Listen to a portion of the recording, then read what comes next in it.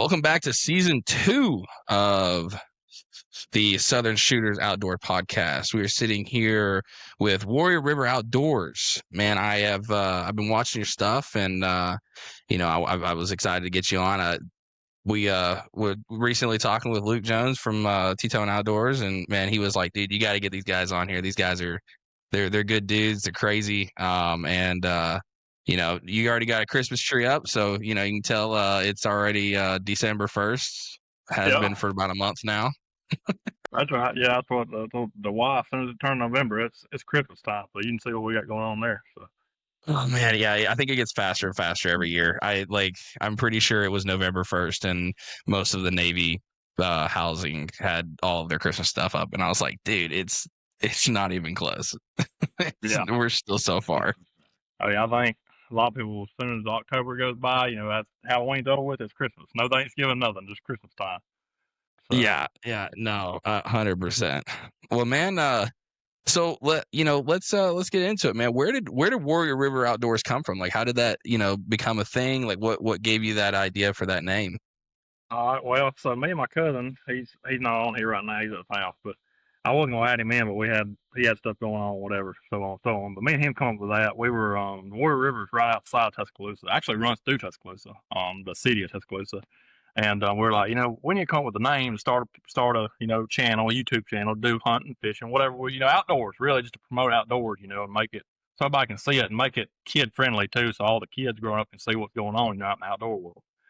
So we said, all right, well, we got to make a name. Well, the Warrior River's right here, so we just make it Warrior River Outdoors. It's like, why not? Right here in Tuscaloosa, it runs right through the town. I was like, I would do Tuscaloosa, but like Luke, he already had his going, so I didn't want to try to copy that.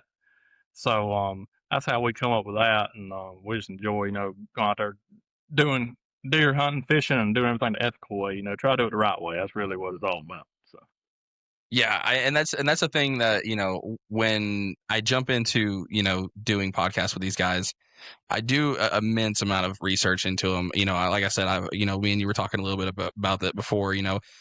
If I think the biggest thing when it comes to a outdoors channel, right? And you hit the nail on the head when you said it a second ago, right?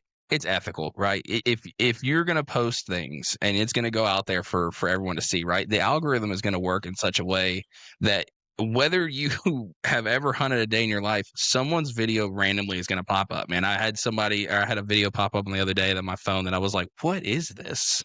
I was like, this is nowhere near one of the things I watch. And, so the algorithm works in a weird, mysterious way. And if your video pops up on, let's say someone from LA who, knows guns exist, but that's the general premises, knows that hunting's a thing and has been happening for thousands of years, but didn't think people were still doing it, and you are out there doing something that is unethical, or unmorally correct as far as, treating the game with respect. That's going to be the image that they have for the remainder of their adult life. There's no changing it at that point. You have now considered that, written in stone. And I think that's such a frustrating thing for, those of us who are out here doing it the ethical and moral ways. That's why we continuously are fighting this bad rep. Is you have these kind of guys out there just don't care. And you're like, hey man, I care a whole lot, and I'm having to care for both of us. So if you could make my job a little easier and stop, that'd be super cool, And so I think it's great, man. And like I said, the videos that I've seen, it's just wholesome, authentic content, and that's really what it is. And you know, um, and I've seen some of the comments, man. Some of the comments on your all's videos where you get one or not many, but there's been a couple who are like, why do you got like it's just almost questioning, bombarding, and I do like, and that's one of the big things that I do look for before I ask people to come on here is I want to see how they handle it. I really want to see what you handle when you have adversity and somebody opposing something that you care about. Like, are you going to fight? Or are you just going to be like,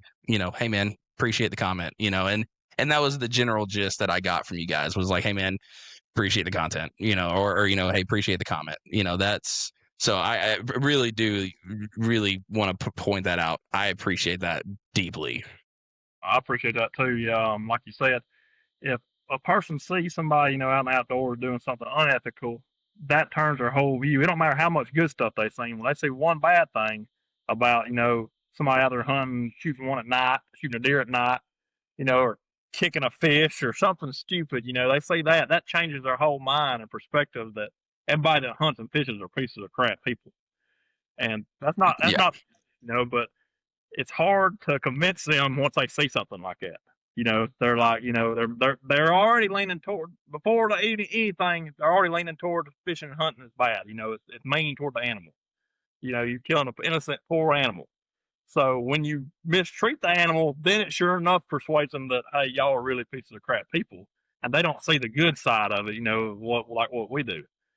So, and that's hard to get somebody to understand. For example, I think, let's see, that Smith Lake boat crash. I don't know if you heard about that, but that Mm.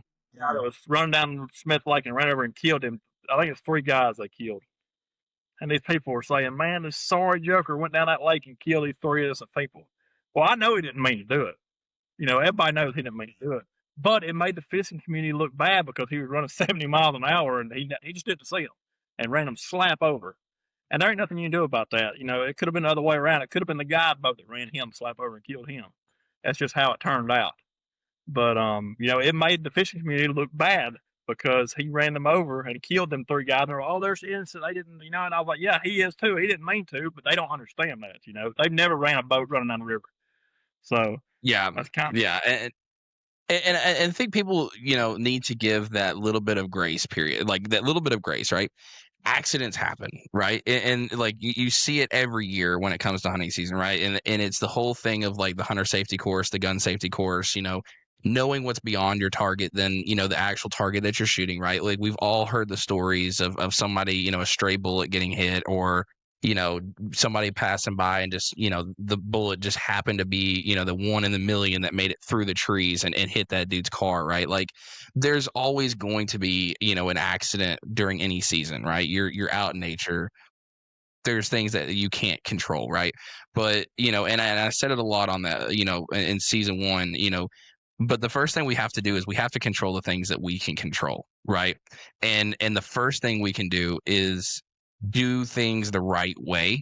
And if accidents happen, man, there's going to be some grace for you. But that guy going, yeah, should you have been going, 70 miles wide open on the river? You know, who really knows?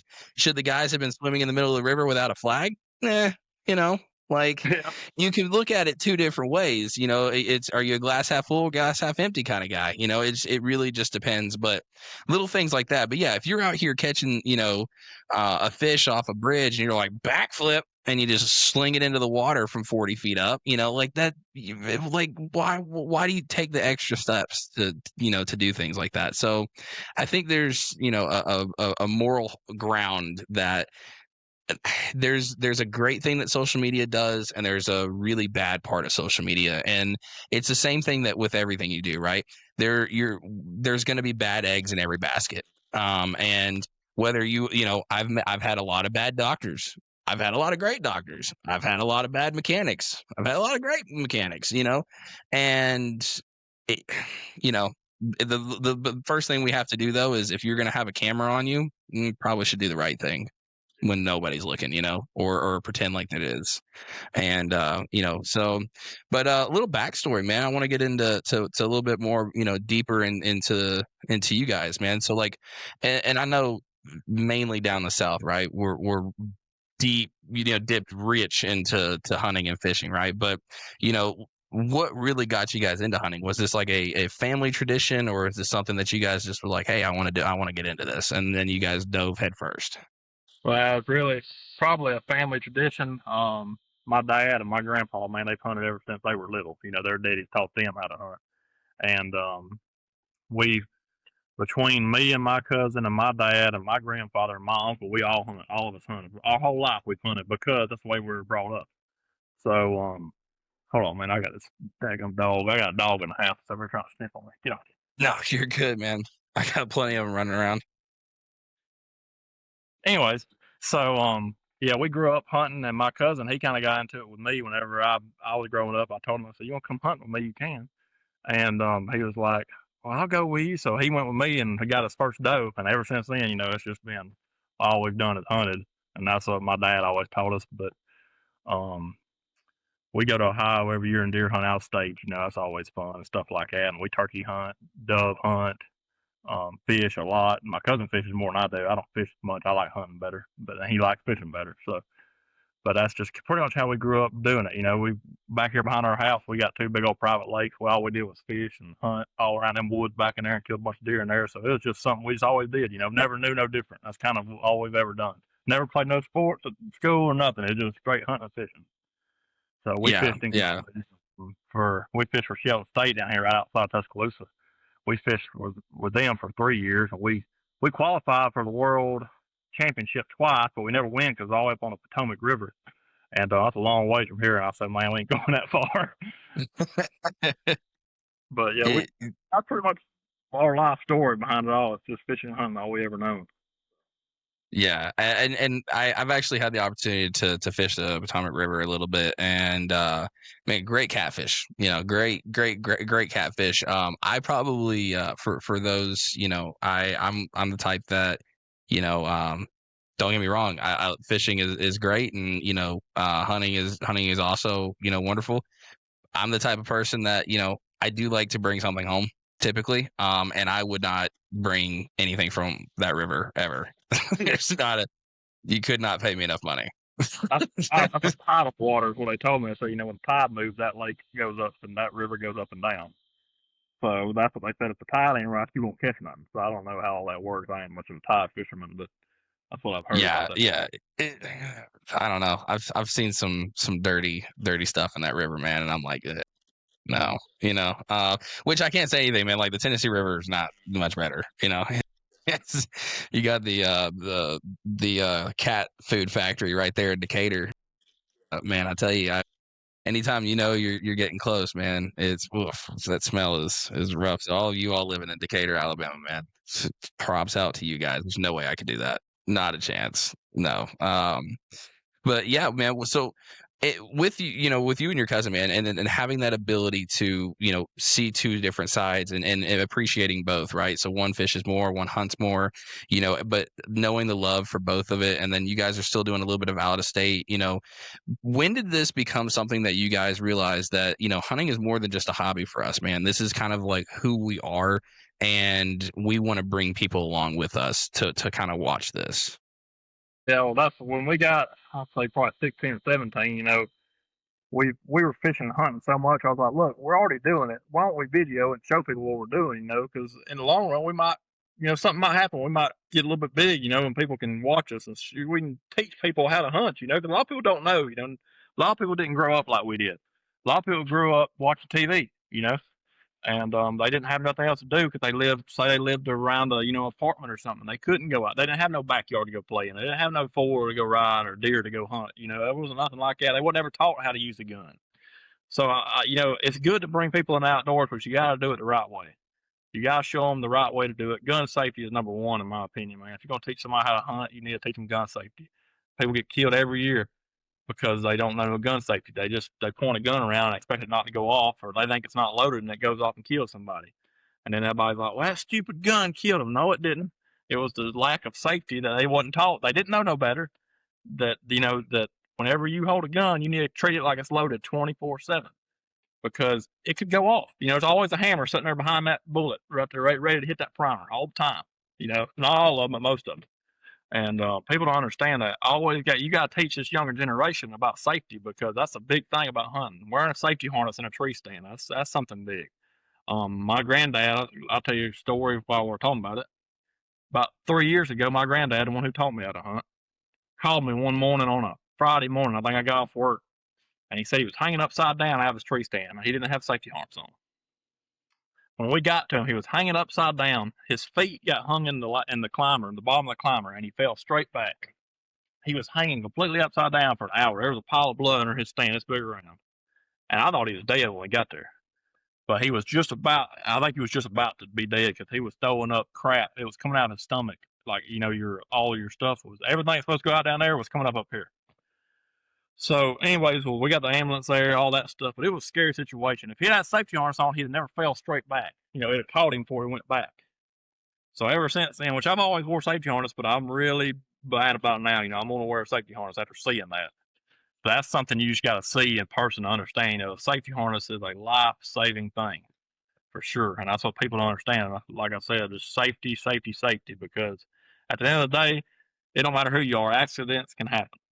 So Yeah, and I think that's a great thing. You know, when I take out people, you know, a lot of sailors around here who are, you know, young sailors who've never been around anything, you know, along these lines. You know, one of my best friends is from LA. You know, he grew up in the city, only knows the city. And like he saw his first lightning bug, you know, like with me, and like I was talking about it, and he was like, "What's a lightning bug?" And I was like, "You don't know what a lightning bug is?" He's like, "No." And I was like, "Oh, no, no, no, we're gonna fix this right now." And like we just drove to a field, and I was like, "There you go, lightning bugs. You've seen them," you know. And it was like a 30-minute trip, but like whatever, I was just perfectly fine with me.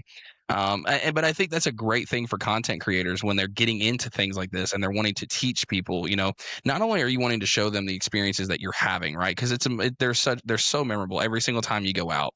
But I think on top of that, you know, being able to go out and have the ability to teach people, I think is worth $1 million, right?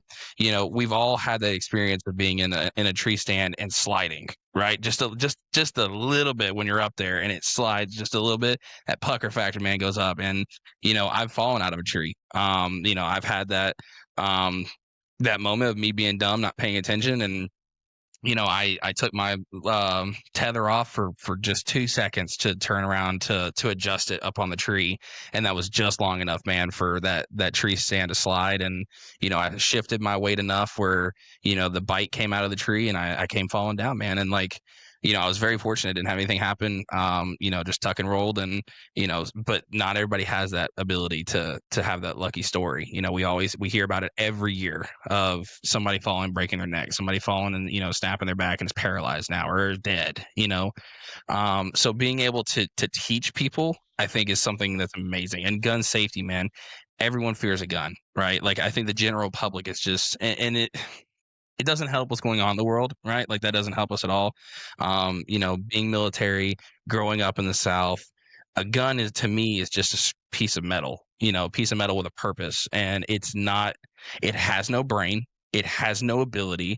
Where that person that's holding it, that's where you know this becomes a dangerous weapon. You know, is the person that's actually pulling the trigger. So and I think the general public, if they had the ability or the opportunity to get a little bit more experience with these, you know, these weapons, they would realize that they literally are just scrap pieces of metal put together. It is a machine. And the only ability it has to work is the person behind it that knows how to operate it. Now, do they do operate it correctly? No, maybe not. I don't know. But yeah, 100%. You know, treat every weapon as if it's loaded, right? Don't ever point a weapon at your target that you don't intend to shoot. You know, like we've heard these things growing up in the South 1,000 times. I've had my dad snap a gun before because I mistreated it and or I flagged him with it, you know, when we were dove hunting and you know my day was ruined and then I got to be a dog and go catch the rest of the birds that were falling out of the sky. You know, like the, I hate that for the general public. I really do, and I hate that the image that it does because they just think guns kills, right? That's just the first thing. You know, it's the same thing as you know farmers using their tractors, right? That's the way I think of them as. It's just a tool allow me to harvest my animals. And you know it does suck, and it makes it a little harder, just a little bit of a steeper hill that we have to climb when trying to convince the general public that we're not ruthless killers. We're not senseless people who are out there just wielding a weapon, you know, wherever in the world we want to. There's usually a thought process behind it. There's safety that's taken you know, into actual play. And so when I do see, you know, channels like y'all's who is educating people, like, hey, this is a pew pew. This pew pew will do what the pew pew does. It fires a bullet. What you do with that bullet is depending on who's behind it and where it's going and where it's pointed at, right? And so that's really cool to get to see, when you guys are actually just taking a few moments, and it's not just showing your highlights, right? You're also showing people, hey, this is the reason we do things. This is why I'm gonna harp on safety, because it's paramount, right? At the end of the day, you go into the woods with 10 fingers, you want to come out of the woods with 10 fingers, but you want to at least walk out of the woods, and you don't want to take somebody else's life at the same time. So I think that's a thing that, do you wish that more, at least more platforms were doing that? We're taking some more time to make videos to promote safety or try to just teach? Yeah, that's a good topic. That's what even our channel, we ain't really come out with something to say that gun safety or using a harness or climb a tree. Now that you said that, I think we're gonna do a video on that because that is a great thing to promote. Now a lot of people think, well, that's boring. Well, to somebody that don't know, it's Mhm. not boring. They're trying to learn. So they're like, oh, this is interesting. These guys right here have been doing it for years. They know what they're doing. So that's something. That's a good point. That's what. Yeah, I think that was very important to show that because I don't see that all the time. It's not something I see on YouTube. Now I don't look it up. To not say that it's not out there because I'm sure it is. But being on a channel like Seek One or somebody like that needs to do it because they're so big. They're so big. And who says that they were taught gun safety? I'm saying Lee Ellis was Seek One. He's a heck of a hunter. But when did he start hunting? Did he start when he was little? Did he start when he was 16? Start bow hunting and he ain't used much guns. So who knows what people know, and don't know. And that's a good point there. Like you said, wherever the gun's aiming and the person behind it shooting, that's where the bullet's going to. It's nothing to do with that gun. I got a muzzleloader laying over here on this table over here to my right because our season's about to come in, and it's been laying here for 2 weeks, and it ain't shot nobody. So, Yeah. so No, it no, kind of I love that mentality of where, and but to the general public, right? Or to somebody who lives in New York or, LA or some of these big cities, right? Where the only type of gun knowledge they have is unfortunately the bad kind, right? I told my buddy, he came in and I was cleaning one of my weapons, and something I do, about every 6 weeks, even if it's just been sitting. I just like to get it done. Plus it's fun. I just enjoy it. And he comes in, he was, whoa, whoa, whoa, guy. He was like, what are you doing with that weapon out? And I was like, I'm sorry. I was like, what? I was like, you're in the military. I was like, what are you like? Why are you? I was like, you've shot guns. Why are you freaked out? He was like, yeah, that's at work. This is your house. And I was like, I promise, this thing's been sitting for 2 years. It's okay. I promise.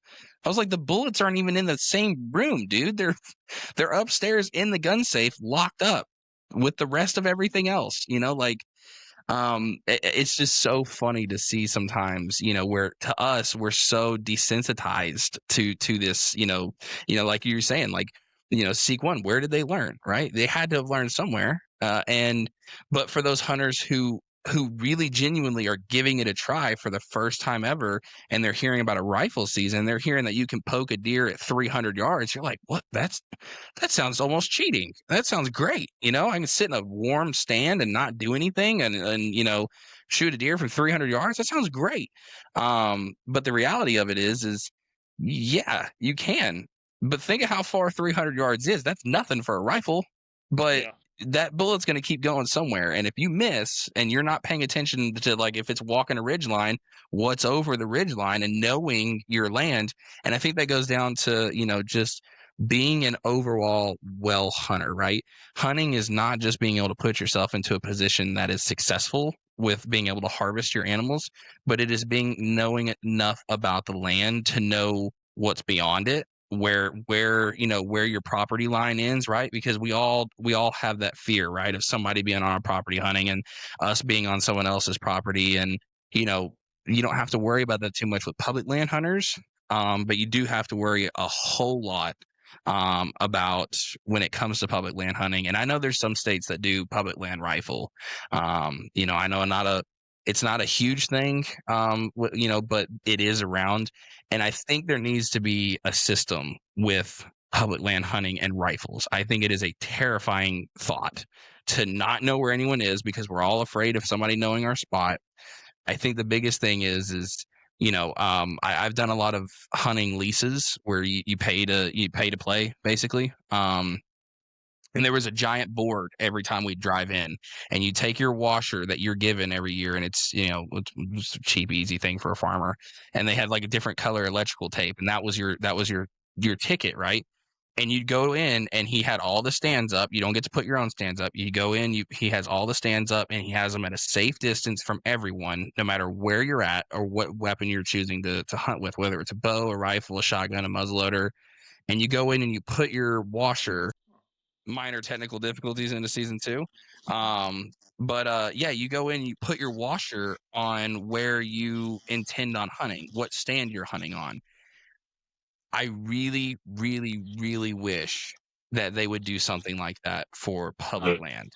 um, because I think that's a safety measure that we can take to know where someone's at, because 6,000 acres is a lot of land to lose someone, right? And phones die. People don't know how to, we stopped reading stars 250 years ago. That's not a thing anymore. And if people you care about, or anyone that you're going out hunting, doesn't know where to get, where to go, and you fall out of the tree stand, or you get shot by accident, those are things that we need to take into consideration. And so that's my take on it. I always take the safety first measure. Yeah, that's what another thing about public land I know about. During rifle season, they ought to say, "Hey, look, if you're hunting this stretch of public land, you need to be at least 30 foot in a tree hunting. So you're shooting down, you know, Hmm. and that should be like a requirement." Now, I'm not saying measure out 30 foot, but be off the ground. Don't be shooting flat on the ground. Because you shoot flat on the ground, you liable to hit somebody. And Yeah. that's another thing I thought about. And another thing is, me and a guy at work today was talking about this. He hunts down at Eufaula, South Alabama, down there, and he was Hmm. saying a long time ago that public land out there, they kept up with it. They would come in there and build green fields and all this stuff, and have shooting houses on public land. They would keep up with it. He said, but now they don't do it no more. And that's another problem. I'm like, if they still did that, most people would know, hey, there's a shooting house here, there's a shooting house here. There's probably people in them. If there's two trucks there, it's probably where they're at. So that kind of gives you a general idea where everybody's at, even though you might not 100% know, that would definitely help. And he was talking about, conservation. They just don't keep it up like they used to. And I totally agree with that. They kind of slacked off. Just the world's gotten lazy, when it comes to stuff like that. Yeah, well, I mean, it's one of those things that, like, are they getting lazy, or is the state tired of trying to take care of land that other people aren't taking care of? Right? Like, it's the same thing. Like, you have a kid and you buy them a toy, and you say, "Hey, this is your toy. Take care of it." And then you watch them mistreat their toy and you take it away, right? And then at some point it just gets down to this point where you've just beaten something down to the point where you're like, I don't really care what you do to it anymore. You've chose to get to this point. You've beaten the hell out of it to up to this point, and you know what? You've got a broken toy, and I'm not buying you another one. And I really do. I think the states are really getting to that point where they're like, hey, you're dumping carcasses, you're dumping, whatever you want. There's trash being filled out here. I know every time I go to a public land place to hunt, I bring a trash bag in, just a little, just a normal inside house trash bag. And I always leave with a full one. And it's not old trash. It's not like trash that's been sitting there for 20 years. Like, I found a Pop-Tart wrapper the other day, and this is going to point out how big back I am. I knew that this was a new Pop-Tart. I knew it was a new Pop Tart, and I was like, "What in the world? Like, what are we doing out here, guys? Like, come on, take care of our stuff, man." Because at some point, the state's going to say, "You know what? You're done," and they're going to start selling off land. And look at the Midwest, man. It's already happening. It's been happening, and I think so many people do not realize that if we continue to mistreat the things that we have, we are going to lose it, right? Like, it's not the same land that my dad knew. It's not the same land his dad knew. And I'm hoping, by getting this information out, and we can start changing the general public's mind about outdoorsmen, you know, I'm hoping that my son gets to see the same land I know, which is drastically less and drastically changed from, where it was 30 years ago. Yeah, that's what I agree with that. That's what another thing is I've always thought, it's like you said, it changes so much, ever since like my dad, and your dad and everybody else, it's been a long time since they were younger, that's been 30, 40 years. And it's changed so much. And also it's just so many more people are hunting now, a lot more people hunting. But you got people that are hunting that do not care for the land. They just want to go in there and kill something. They don't care about the hunt, they just want to kill something, to shoot something, and that's a big problem, if Yeah. you're going to meat, hey, go kill you. I don't care what you shoot. Kill you something to eat, whatever. But you at least respect the land. Don't pull up there and dump your trash out at the gate, dump your guts out of the gate, and just drive off and be like, "Yeah, I killed a deer right here. I want everybody to know I killed one." Like clean up after yourself. You shoot one, and everybody thinks now, you hunt public land. Oh, I killed a big buck. I'm gonna show them. I'm gonna leave a deer leg stuck in the fence, or a turkey feather stuck in the fence. I'm like, man. I'm like, it doesn't matter if you kill it on public or private. That deer doesn't know he's on public land. All he knows is he smells human scent. That's all he knows. He knows, man, a bunch of humans been in here. That's all he knows. If I walk into a field at my private hunting club 55 times and then 55 different people walk into a public land field the same way, the deer don't know the difference. He just smells a human. He just knows danger. That's all he knows. Yeah. No, and I think, for a lot of you new hunters, right, that the only ability you have would to be hunting, right, is to public land hunt. Please understand there are cleaning stations everywhere.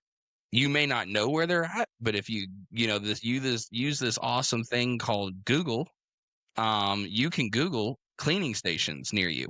Now, what most people, who are gonna sit here and, I think the game wardens, they get we all have a story with them, right? But ultimately, right, they want you to succeed. They really do. They care enough to not only want to try to protect it and make sure you're doing it legally and right. If you're doing it legally and right, you have nothing to worry about. Same as like driving down the road. If you're not speeding 110 miles an hour, the cop's not going to pull you over. You're maybe you got your license plate or your lights out, but they're not going to stop you and harass you. So if you pull up to these cleaning stations, man, that's a proper way to dispose of your, when you're cleaning your deer, or, for those elk hunters, right, who are out in the Midwest, and you're out 62 miles away from the nearest, structure. You can definitely leave your guts there. Right. I promise you, there's gonna be a pack of wolves that get it before you get back to your camp.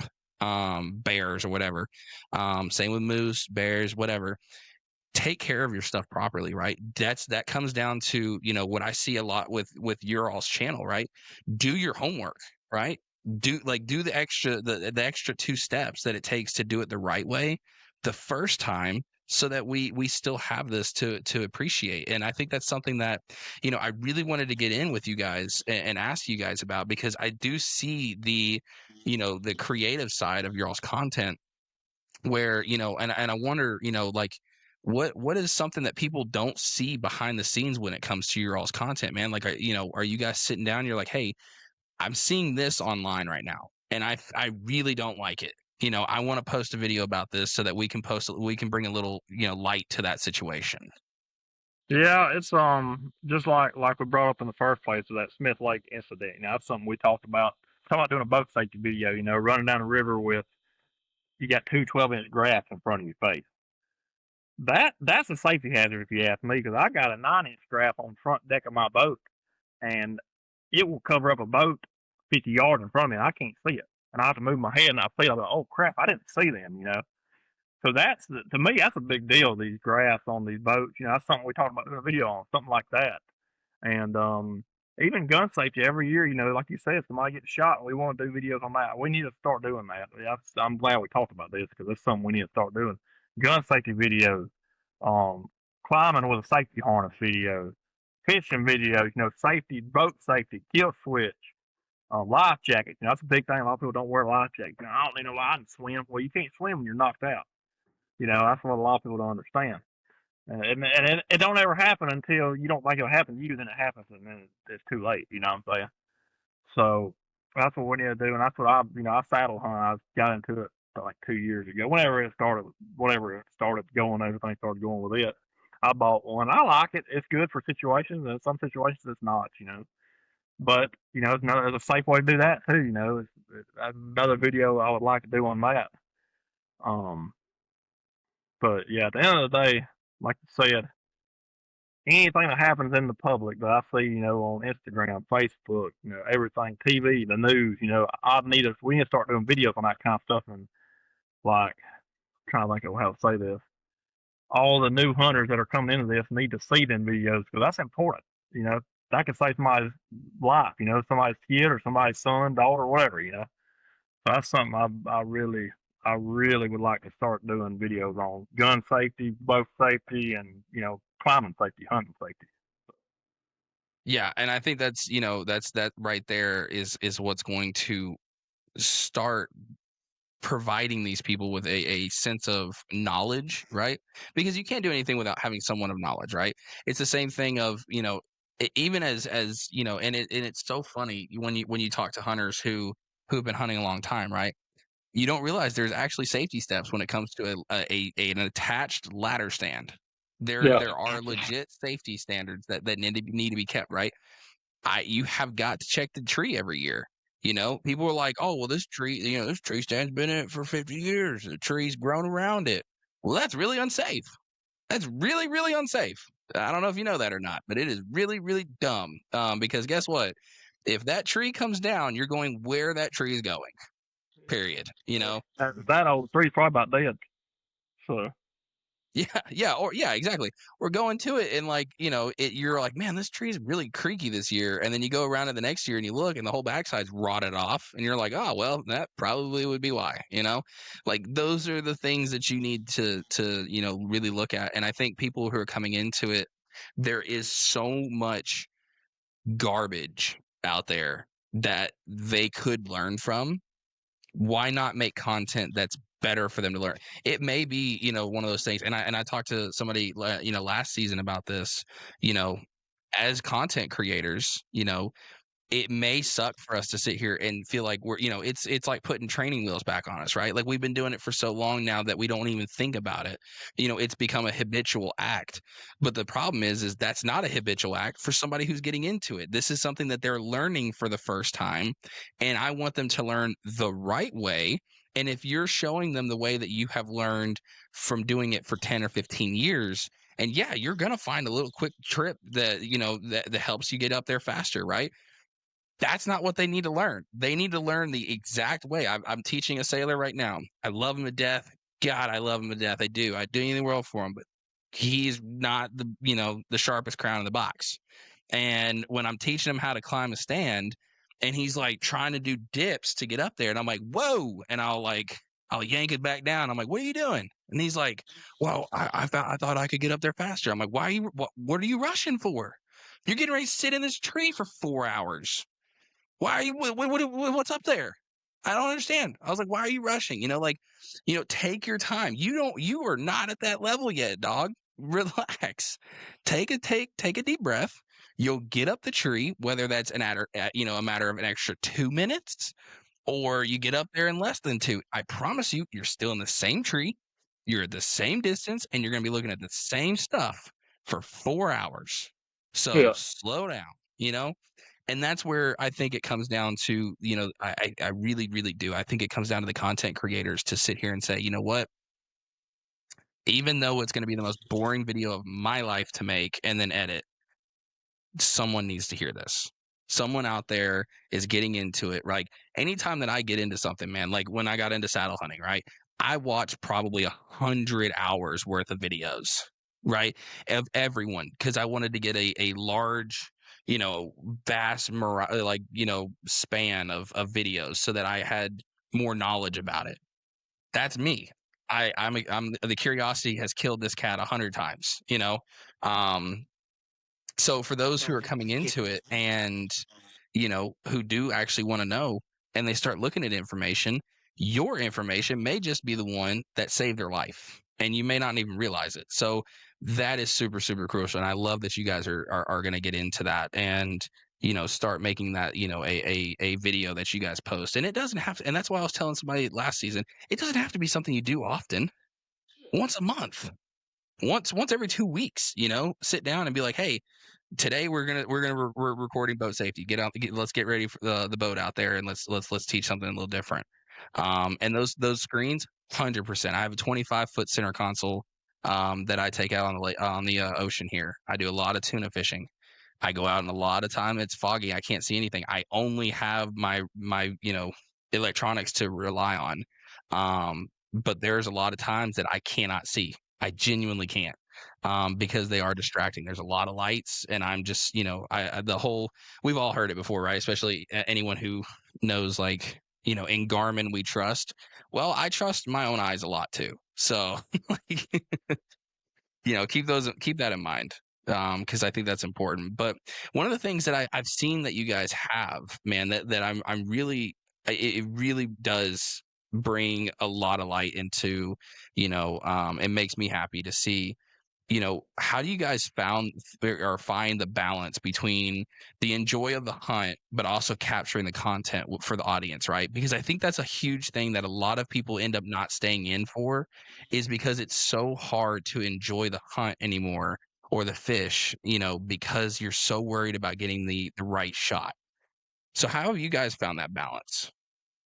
Well, that's a big thing. Like you said, it's hard to do that a lot of times. Like we went to Kentucky, for example, back in the spring, and man, we killed.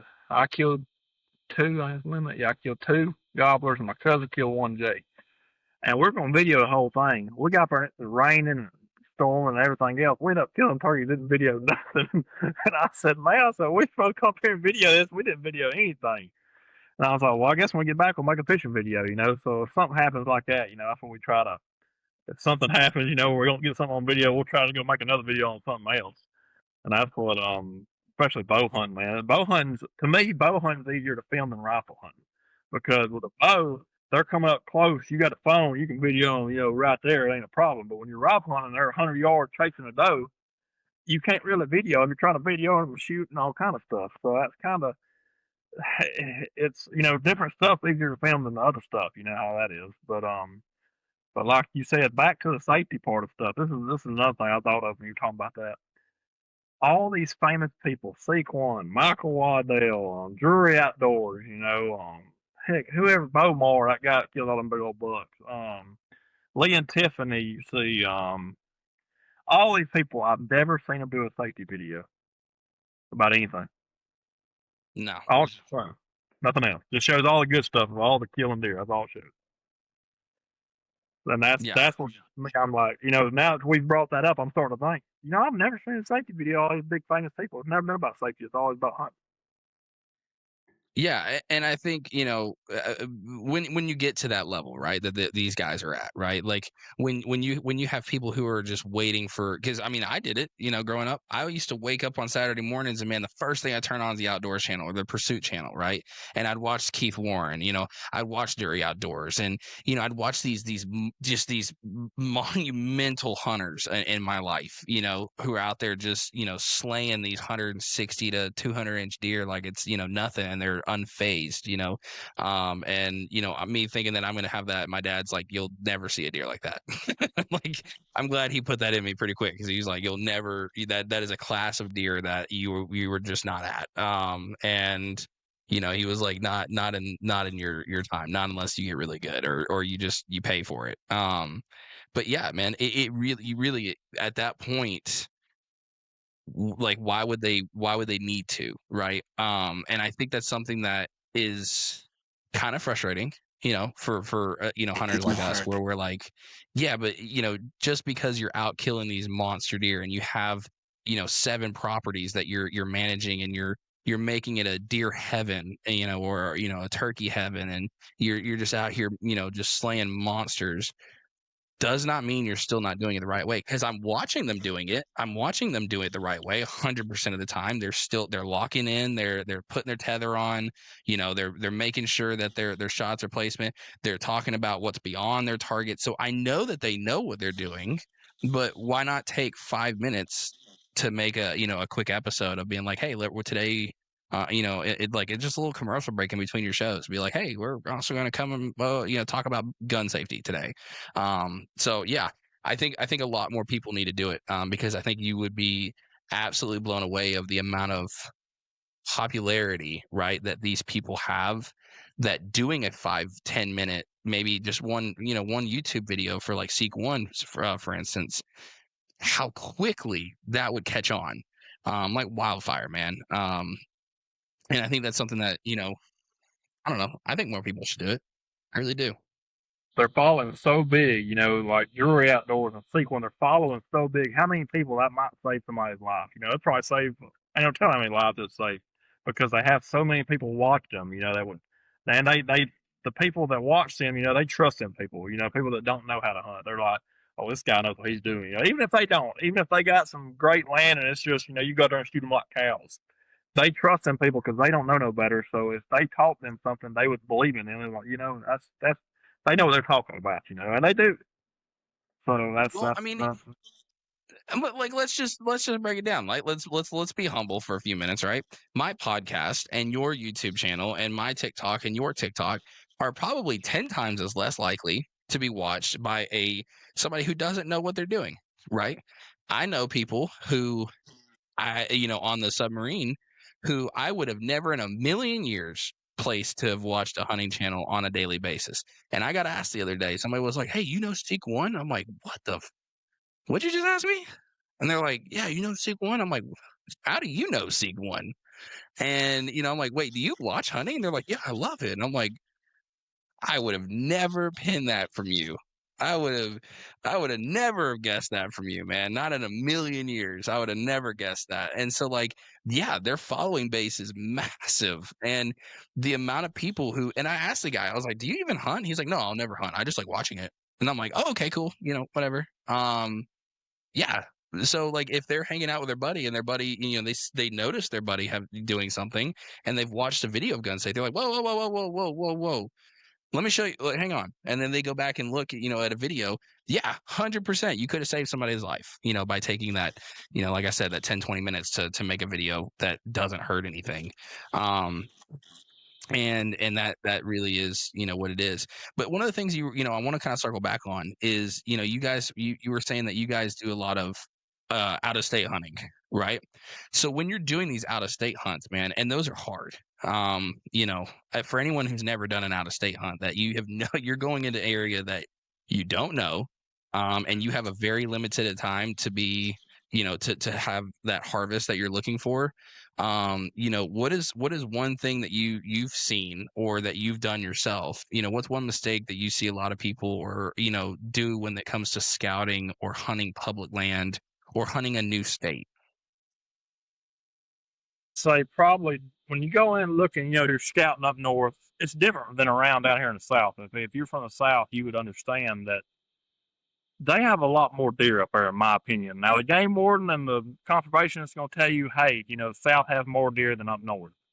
But up there, them deer, they're so much bigger and there's so much more sign of them being there. Like they have trails, man, like pig trails up there. So don't overthink it. When you go in to hunt public land up there, go in, find a trail that looks like a pig been down it, and set up on it, and just sit there all day. Because something's gonna walk that trail. Because they and scrapes. Them deer are like, around here you get a scrape and you set up on it, and you set up on it for 3 days and you don't see nothing. Up there, they're gonna hit that scrape almost every day. They're gonna come through and hit it because they're just aggressive deer. I don't know why, but they're so much more aggressive than deer down here. And that's a big thing when you're scouting. Find some scrapes, set up on a scrape. It might not be a big deer working it, but it might be. You just don't know. And if there's people in there hunting, most time there's big deer in there because up there everybody goes to right to where all the deer are at. They know everybody kind of locals. They all know where the deer get killed at every year. So that's a big thing that I've recognized when we hunt up there. If you see an Ohio tag or Kentucky tag and you're in Ohio or Kentucky and they're hunting the forest, you probably should be somewhere close around where they're hunting. I'm not saying go in on top of them. What I'm saying is look at what they're hunting and go mimic that somewhere else. If they're hunting the edge of a cornfield where a draw runs through and you see one over on the other side of the state, right? I mean, the other side of the property, go over and look at it. It's probably the same way, and that's a big thing. Kind of And if you find one thing and it's good, go find more like that because it's going to be the same way up there. Them deer up there, they pattern real good up north. Around here, they're just all over the place. But up north, man, them deer, if there's food, bedding, and water, that's where they're going to be all year round. I don't know why, man. I don't know why it's like that, but it is up there. It's different up there. But Yeah, that's part of what I say. and I've said it, but I've said it before, and I'll say it 1,000 times. Right? It sucks. It sucks. God, I hate doing it, and I don't know why I'm this way, but I have always had success doing it, and I think that's the reason I still do it. But when I go to these new states, right? Like when I go to Ohio or North Carolina, Indiana, Michigan, wherever that I'm doing a hunt this year, right? I do the first day, right? The first full day is as much as I hate not being able to hunt is a day that I spend scouting. I am up at 8 and we are in the woods, right? And I'm walking. I'm tracking. I'm putting down, lots of hours just doing hikes, right? And I'm looking for something. I'm looking for something specific. I'm looking for, if I know this area has, I'm walking in and I'm seeing thousands of acorns, I'm like, oh, okay, cool. They're not having to go that far for food. So I'm going to go ahead and just abandon the field because I know that they're not getting there really that fast at that point. They're going to be in the field in the middle of the night when I can't hunt. So I need to stay closer into the woods, and I need to find these shelves. I need to find these bottomlands. I need to find these ridge lines. I need to look at where these dry creek beds are and where these thermals are really going into. Look for a thicket area and stick somewhere right in the middle, because right there is going to be, if you can find a large quantity of acorns with a water source and then a thicket area, and there's a big, you look at it and you're like, wow, this is a really giant triangle, cool. So put one on one of those lines, because you're gonna see them coming through. And it does suck, man. I waste a whole day while I'm there just because I'm scouting, right? But I say it once and I'll say it 1,000 times: if you're not doing double the amount of homework and scouting as you are hunting, you will always be as successful as your homework that you've put in, the work that you've put in. um Most of the time I go to a new state, I spend the first day, maybe 2 days scouting. That third day, I'm on a deer. It is what it is. They're not hard if you know what you're looking for. And those that you don't, right? And this may be something else that, because I know this is something that I've been thinking about is, I grew up scouting. Like I did, like boots on the ground, right? I didn't have the AI scouting apps. I didn't have drones. I've never used trail cameras.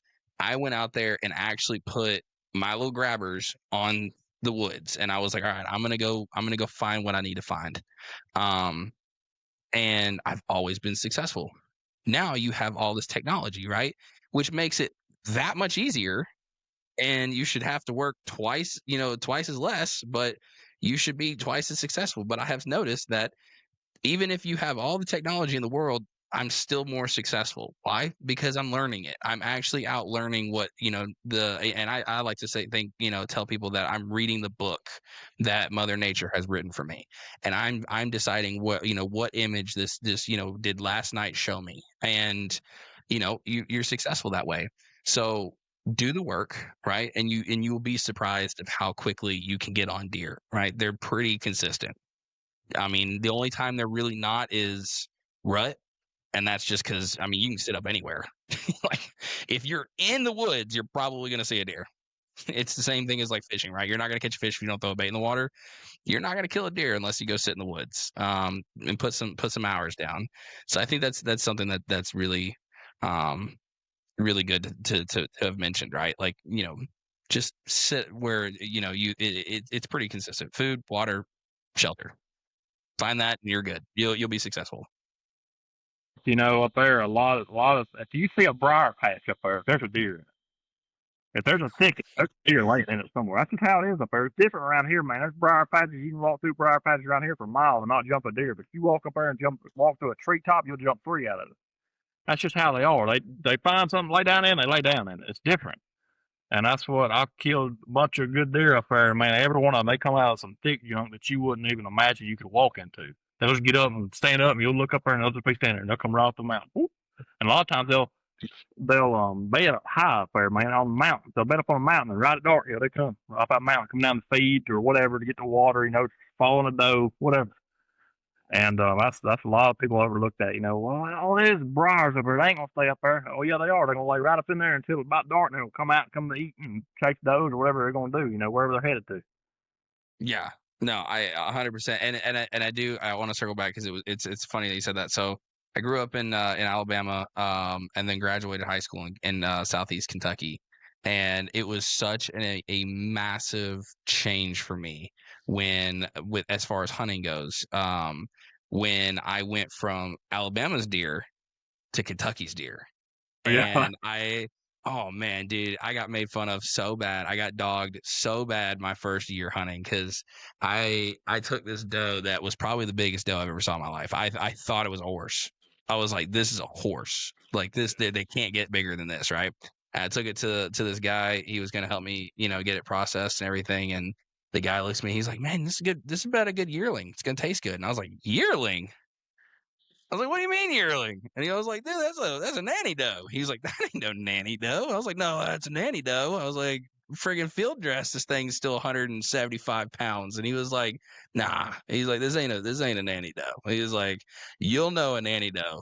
Man, next 2 days or something like that, I went back out, man, and here comes this moose just come running through the woods, and I was like, "Dude, it looked like how big do these things get?" Oh Like, yeah, they what get. is going on up here? And I called my dad, he was down in Alabama, and I was like, dude, we're hunting like dogs. We're not hunting the same caliber of deer that is up here. I was like, these are monsters up here. And dude, I just had buck fever for a doe. I was like, if that tells you anything, Dad. And he was like, yeah, all right, I'm gonna come up here and see that. And man, first day we did a rifle season, and we rifle season in the zone that I was in Kentucky, you only get one buck. You only get one buck a year that you shoot your buck. So you better make sure it's a good buck, right? And I told my dad, I was working for the farmer at the time. I was working on his land and asking him for permission to hunt, right? I was like, you don't have to pay me. I just want to be able to hunt here during rifle season. And he was like, I'm going to pay you and you can absolutely hunt here for rifle season. I'm like, sweet. Heck yeah. And I told my dad when he got there, I was like, listen, Dad, I'm telling you right now, I know what you're gonna say. I was like, but I need you to really listen.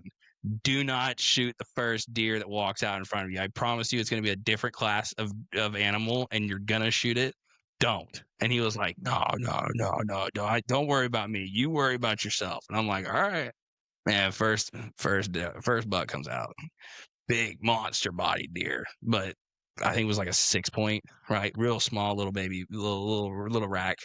And my dad has a rule that he doesn't shoot a smaller antler than he did the year before, and it's just something that he does. And he was like, what?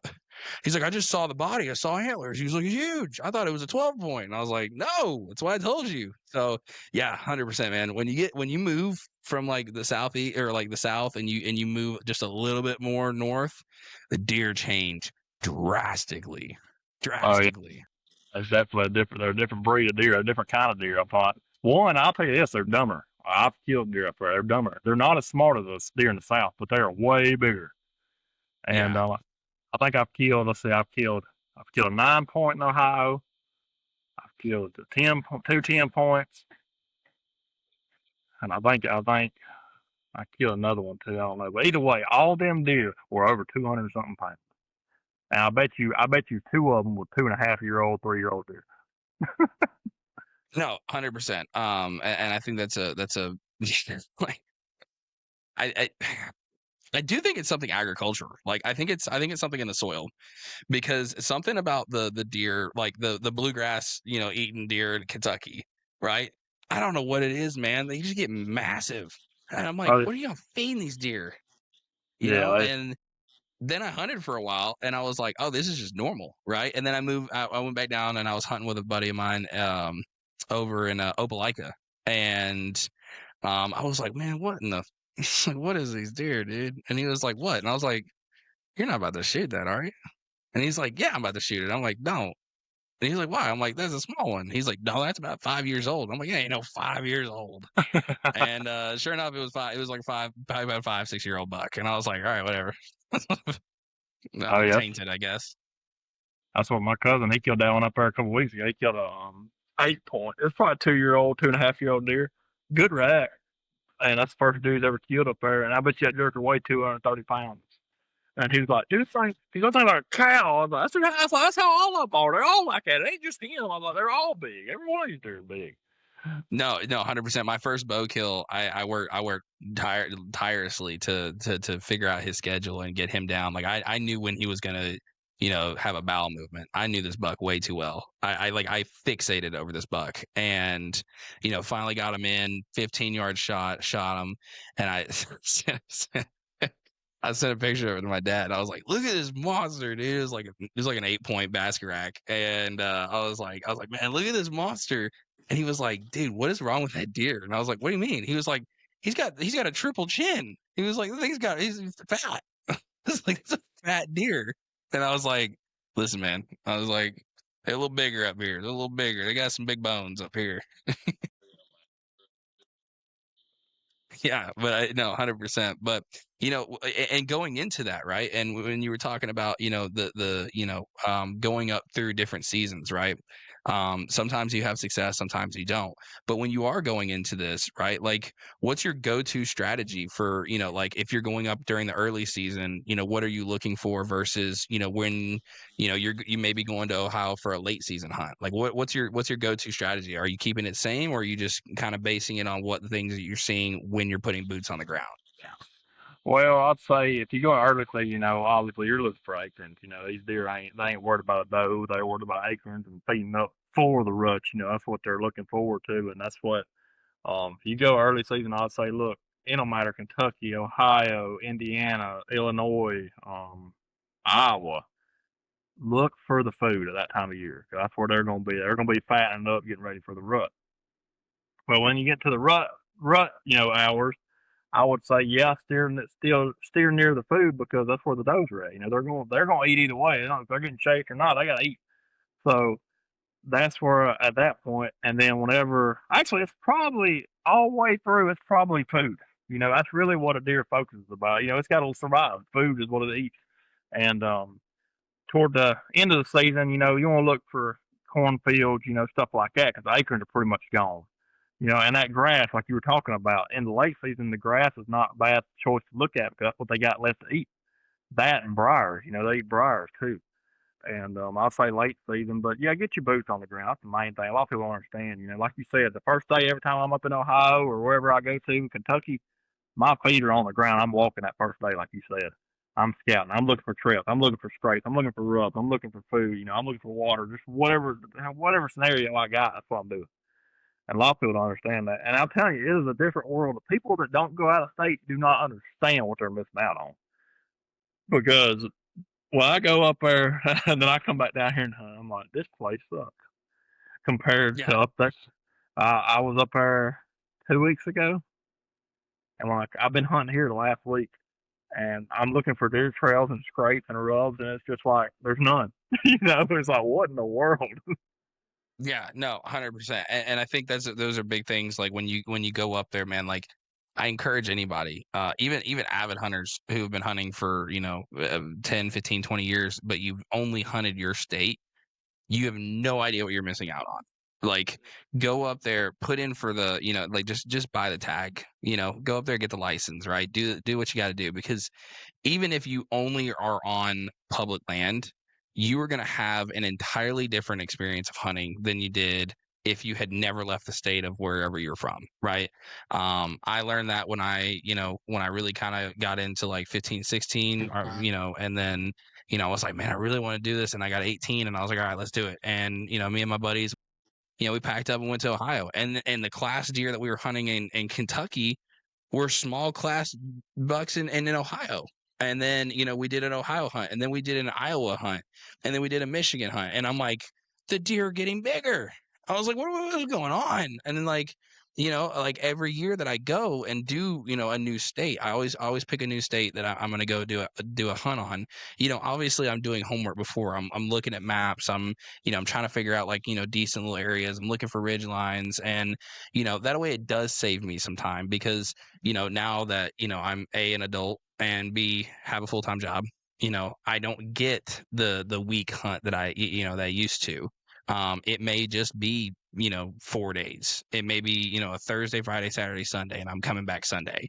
And so if I take the first whole day, to do scouting, I want to take the first whole day to scout things that I've already found on satellite image, and I just want to go confirm that that's what that looks like on the ground. Um, and you'd be surprised how well most of the time the next day I'm on deer. And then it's just a matter of picking the right one. And I do an all day sit for those, and then Saturday's an all day sit. And Saturday, if I haven't seen anything, I probably am seeing the same kind of group of deer come back around. The first one that I was like, hey, you know what, maybe that one's getting it, man. He comes back around, he's getting smoked. He's not safe. I can tell you that. I've got his number. But and one of the things, and you'll find this with all you new hunters who are listening, right? You've heard it 1,000 times, and you're gonna probably hear it again right here, right? How big is wind when it comes to hunting, especially deer? Deer could be blind, and he would survive off of his nose. He could not see nothing. That joker would live, and they nothing could catch him either, just because of his nose. And I'm gonna tell you something. You'll never trick. I don't care what kind of scent you use. I don't know if you've had any experiences, but a deer, you'll never trick that joker's nose. He's just too. It's just too good. God gave him my nose, and that's what he uses to survive. And I've tried everything. I don't know what you've tried and everything, but it doesn't work. The only thing that works is if they don't catch you wind. That's the only way you'll kill them. Yeah, I think that's I've tried different scent controls. I've tried man, there's a new one this year. I don't know if you and I want to see what your reaction is because it's a new one for me. A bee smoker. Have you seen this? Yeah, so people are using bee smokers, the same smoker that you would use to calm bees in like beehives. They're Yeah. using bee smokers to basically they're smoking their gear before they go out. And when they, they're like, well, it's a natural scent. They're this is something that they're natural to. I'm like, smoke? And they're like, yeah. And I'm like, I don't know what the truth behind that is. I was like, can you explain a little more? And they're like, how many times have you been at a hunting camp and the old men are standing by a fire and they're getting smoke on their clothes, and then they may do like one quick spray of like no scent, and then they're walking right out to the hunting stand. And I'm like, most of the times. I was like, but I thought that was just an excuse to like get their morning coffee in, right? Like I thought that's what that was. So people are taking bee smokers and smoking their gear before they go out. And so I haven't tried it yet. I'm gonna be trying. I have a hunt planned tomorrow, and then an all day sit Saturday, with a bunch next week. So I'm gonna try it. I'm gonna see if it works. First time I get winded though, man, I'm gonna find that guy who told me, and me and him are gonna have some words. Count your day, buddy. Count your Yeah. days. I know some people do that, and I'm saying, yeah, it helps, but here's the problem: you'll never get rid of human scent. That's the Oh only thing. So if they smell smoke, they'll be like, "Oh, okay, it's smoke." But if they catch that little human scent in there, they're gone just like they are any other time. And that's just my yeah. opinion. No, I think the biggest thing, right, is smoke's a pretty heavy smell, right? Because like if you go back, right, and my wife didn't understand it until I took her out and I was spraying her down with no scent. I was like, hey, this smells. And she was like, "What do you mean it smells?" I was like, "I don't know how to explain it, but like what like every year when you open up that crate to get your hunting gear out, and then that smell hits you of no scent of just years of beating your gear down with no scent. There's a smell, and what his ideology behind it was is he was like that smell is a chemical smell, and they can smell that like they know it, they don't know what it is, and they're not sure where it's coming from, but there is a smell that they're not familiar with, right? It's not like it's getting away. There's a chemical portion of it that's producing that everlasting smell, and because of that, that's what they're catching after years of use of it. And I was like, okay. I was like, I see what you're saying. I was like, it makes sense. I was like, you're saying the right words, funny man, but what about it? And so he's saying that the smoke is such a heavier smell that not only does it, it mask your scent just a little bit more, but it kind of blends in with it. So it's got to be the right wind. And those new hunters, man, who are listening, man, there's not a more humbling experience, a faster heartbreak in your life than having some big mama doe pick you out. It is, it's inevitable. It's going to happen. Yeah, yeah, the head bob, man, that foot stomp. Oh, I hate that. Oh man, it makes me so mad. Um, you know, you get the guys who are like, man, I got one rule. Exactly. There you go. Exactly. You got one rule. You blow and get out of here with your life. If you just get out of here, don't blow. Just go. And if you blow, man, if you're within yards, you're maybe eating some does tonight. But yeah, so I didn't know if you've seen that. I've seen it on TikTok a lot now. Actually, a lot of people are posting about it. So there may be some science to it. I'm gonna do some research. I'll let you know. I'm gonna do my own. I'm gonna risk my own hunts for it. But who knows? We'll see. Yeah, it might work. I don't know. What's But so like give me a rundown, man. Give me a rundown. What's your ritual? First get up in the morning, you're getting out there, give me top to bottom scent control to getting out there. I got my clothes in a tote back here in my hunting room. I got a little hunting room back here, and I keep scent control in there. I spray it down real good every year, and pretty much every week I'll spray my clothes down, wash them with the scent control stuff. I still use that stuff. Don't get me wrong. And yeah, a deer, it helps, but a deer will still smell you. And but I use it anyways. And they might not be as spooked as they would if you wasn't wearing it. You know what I'm saying? They'll still be spooked, but they won't be as spooked. But I get up, spray down with that. Go, get the truck and head out there, head out the club. I got a club. I'm in 3 clubs where I'm at here. I got one down south. I got one up here 15 minutes, and I got one right probably 2 minutes from my house. But whichever place I go to, I pay attention to the wind. But it's not going to make me go, well, I'm not going to hunt in there this morning because I'm going to try to explain this for people can understand what I'm saying. A lot of people don't understand how a deer works. He ain't always walking into the wind. Some people think, oh, deer always walking straight to the wind. No, he ain't doing that. If he did that, he'd just have to keep on walking until he ended up wherever he went to. He uses the wind to the best of his ability. So if it's blowing cross like this, he's going to walk. If he's coming from over here, here's the wind coming across. He's going to stick his nose in that wind. He's going to walk at an angle, smelling that wind. If he's trying to go across the ridge and go over there, he's going to use that wind blowing across his face and walking at an angle with that wind. He ain't going to walk straight into it because that ain't where he wants to go. He wants to go over here. So a lot of people don't understand that as a deer, he uses the wind to the best of his ability to keep him safe. He don't let the wind decide where he goes to. Yeah. So that's where you got to get lucky at, and there's a lot of luck involved with it too. I killed a lot of deer. They were downwind, but they didn't cross until they got right to me, and it was too late. And that's why I like sitting up on a trail. Whenever the trail comes across, and say the wind's coming blowing down that trail, I want to get right on the edge of that trail, just where my wind will blow right down the edge of that trail. So when he walks up it, he won't smell me till he gets right there, and then it's too late.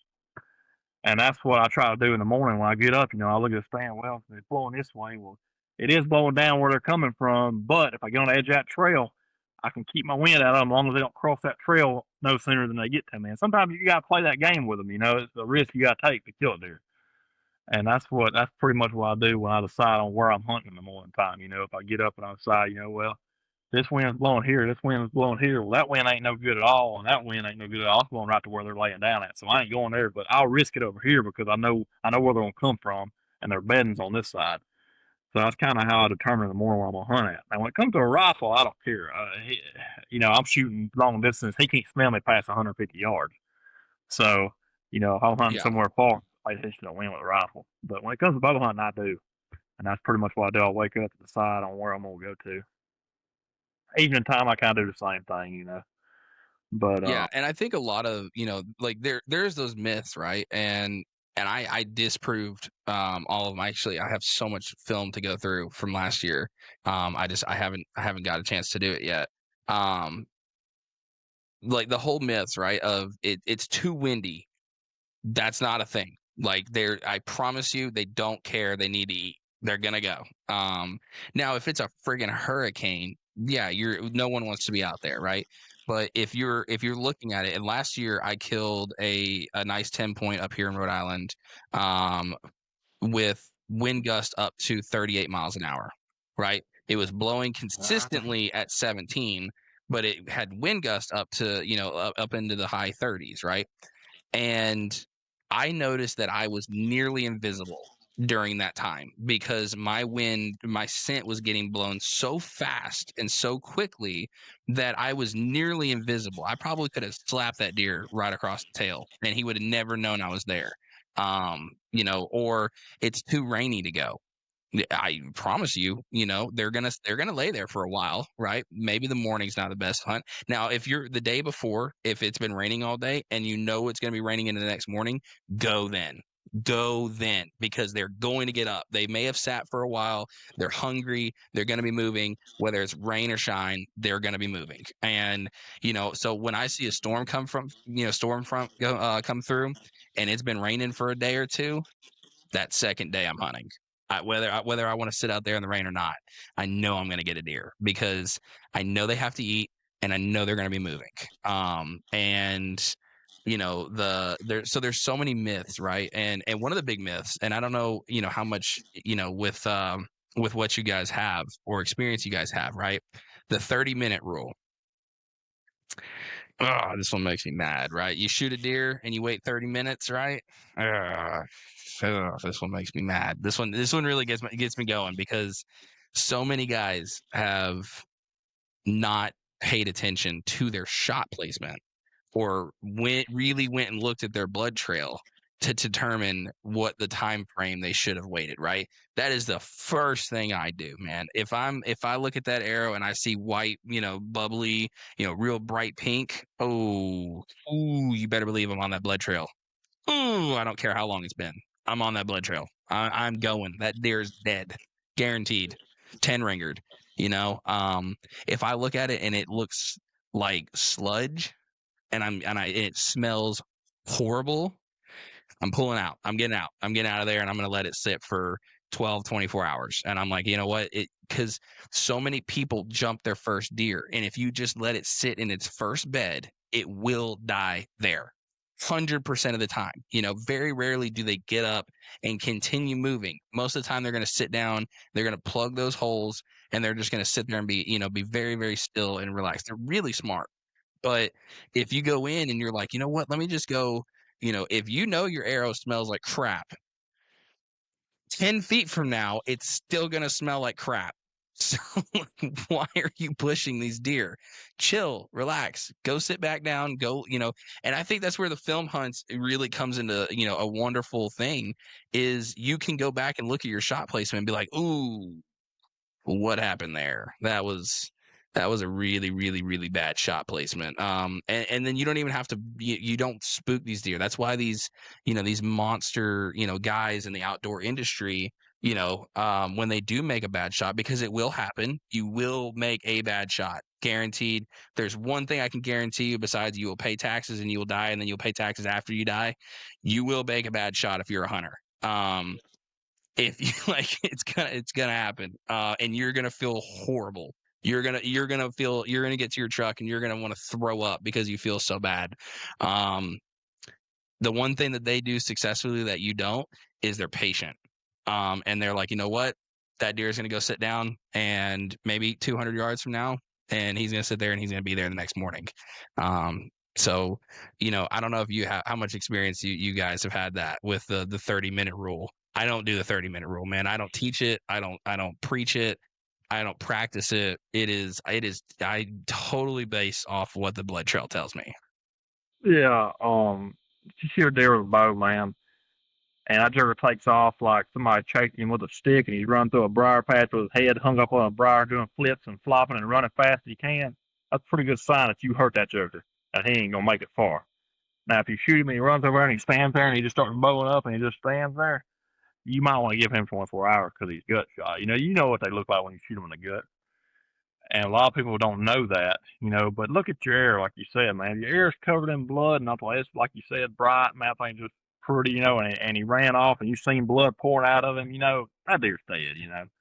But whenever I've shot him, and man, be much fat on it, and I say, you hit them low in the brisket, or something, or low in the stomach, Mm-hmm. and something like that, they're gonna live. But if you gut shoot them, as soon as you see that air and it's like green slime and stuff on it, back out, turn around, get in your truck, and go home until tomorrow.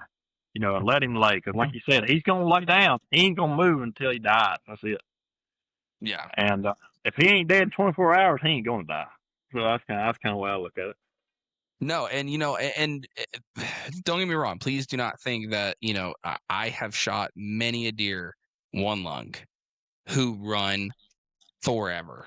I mean, I track their set. Like I've got buddies who've got dogs. I've done the drone recovery.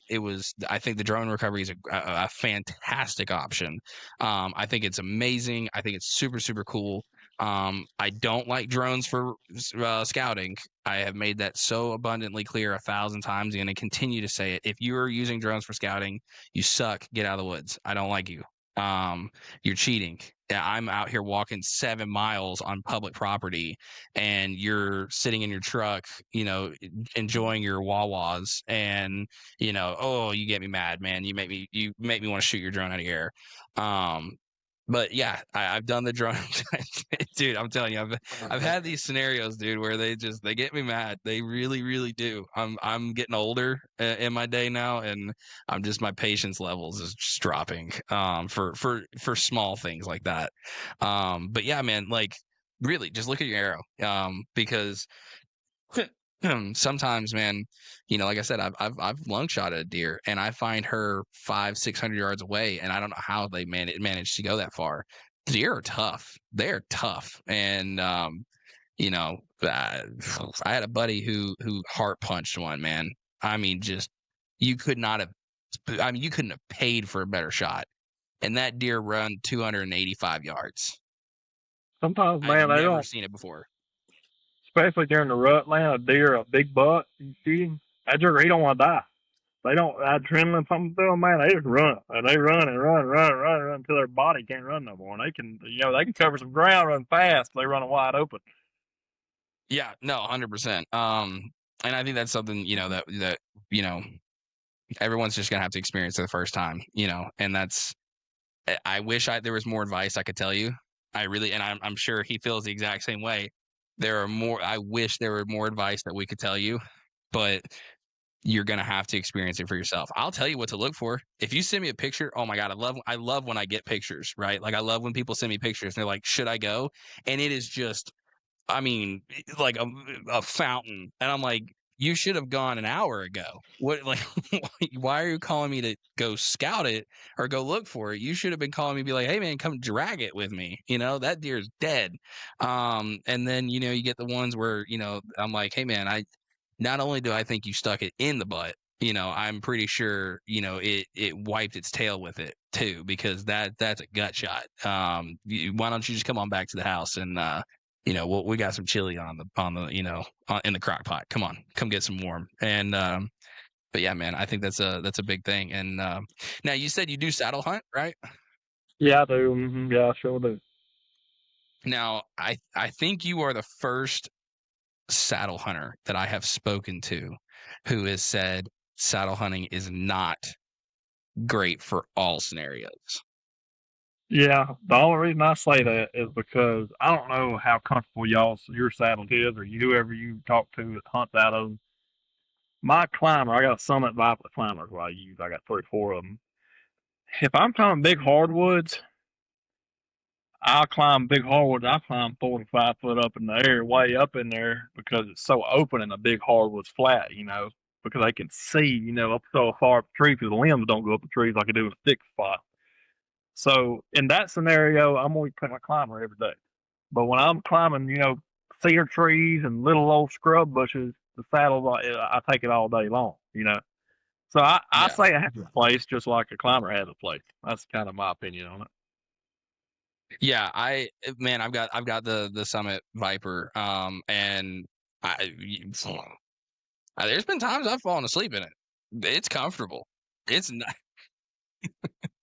yeah, it's nice, man. There's been times where I'll zone out and I'm like, "Oh, shit, it's been an hour." I'm like, what a time to be a deer during that hour because you were safe. You know, you were safe. But, I've got the saddle, and I I don't mind it. I like it. But I'm gonna tell you, man, if you think for 3 seconds that if somebody offers me a warm box blind, that I'm not gonna take it, you're absolutely out of your marbles. You're so wrong. I am a man of very few comforts in life, and I am okay with doing 3 things. I'm okay with being hungry, I'm okay with being cold, and I'm okay with being wet, but I will never do 2 at once. Yeah. Never. It's not gonna happen. And if I can eliminate all of them together and I can sit in there with a friggin', portable heater, kick my shoes off and, sit there and watch the deer, yeah, sign me up, dude. Sign me up. That's why I don't like bow hunting in Alabama whenever it gets real, real cold because they about freeze to death. That problem. I just started shooting out with a rifle or a heater. So Yeah, no, 100%. I think that's a big thing that, I think a lot of people don't realize is like the form of hunting you choose does not mean that's who you are as a person, and it doesn't mean that you're stuck in that position, right? I have every form of hunting you can think of. I have blinds, I have saddles, I have climbers. The only thing I don't have because I don't have land is a box blind, right? But I've hunted out of them. I love them. I think they're great. I think they're so much fun to do. And I think everyone should have the opportunity to do it once. But I did want to go back because, we said it earlier, and I ask every episode because, it changes varying who it is, right? In your words, right? How do you define an ethical hunter in today's world versus what an ethical hunter was 20 years ago?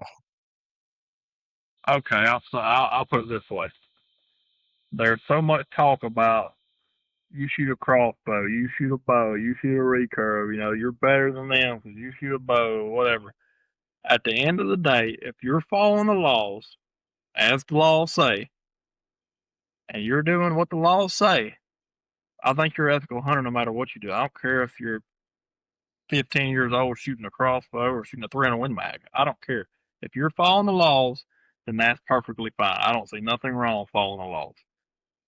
That's just me. And a lot of people say, well, you're just a sissy for shooting a crossbow or shooting a bow or shoot. I'm not like that. You know, I'm for all hunters. You know, I don't care if you shoot a crossbow, I shoot a compound. That doesn't bother me one bit because that's none of my business what you do. If you want to shoot a crossbow, do it, brother. I don't care.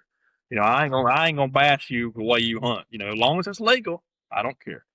And that's just my opinion on it. You know, that's ethical to me. You know, following the law, buying license, all that stuff that we do to be able to hunt, all that's ethical, and that's what the law says. That's why it's put in place, so we will have deer for years to come. You know, and that's kind of how I feel about it. Yeah, I think that's a big thing, right? Because there's always I think banter is okay. I think I will like if we're at a hunting camp, right? And you're a good friend of mine, and I've hunted with you a lot, man. Yeah, I'm gonna pick on you if you come in with some scrawny doe.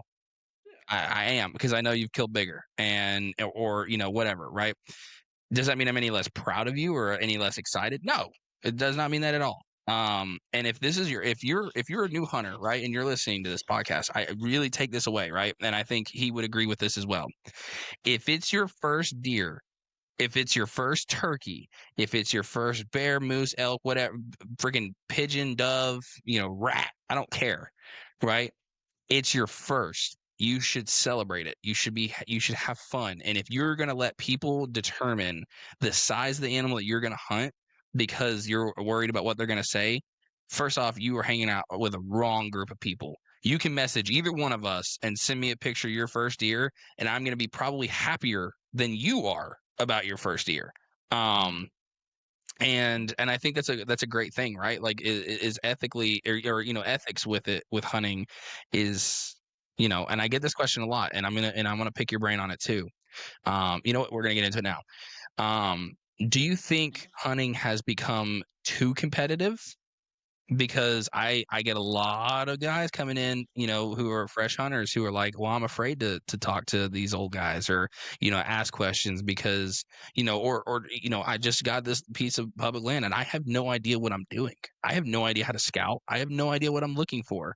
And I ask these guys at the public land when they're parking, like, hey, can you point out something to me? Like, just at least help me a little bit.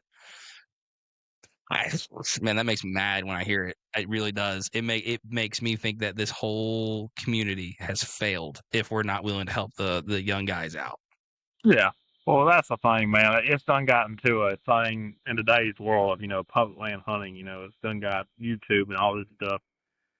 I don't care how you grew up hunting, who you grew up hunting with. Go out there, like you said. Go out there and put in the time.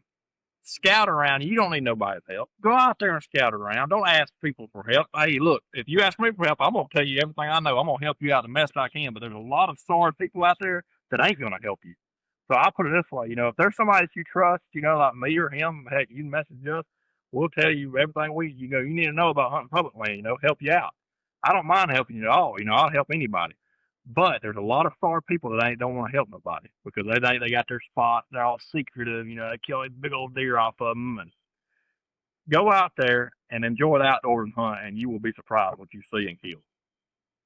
Go out there and it's done got too, political, like you said earlier. It's done got too, well, I sit up in this draw. This is where I sit over here. And I said, go out there and hunt. Go out there and hunt. If you don't see nothing next day, go somewhere else. Just go up there, scout, and hunt. That's what it's about. It's not about killing a deer. I say it is. It is about killing a deer, but it's more about going out there, being outdoors, and enjoying it. Being out there with nature. So that's a big thing. A lot of people don't understand about it. Oh, I'll go there and kill a deer. Yeah, I want to go kill a deer every time I go, but I like being out there a lot of times.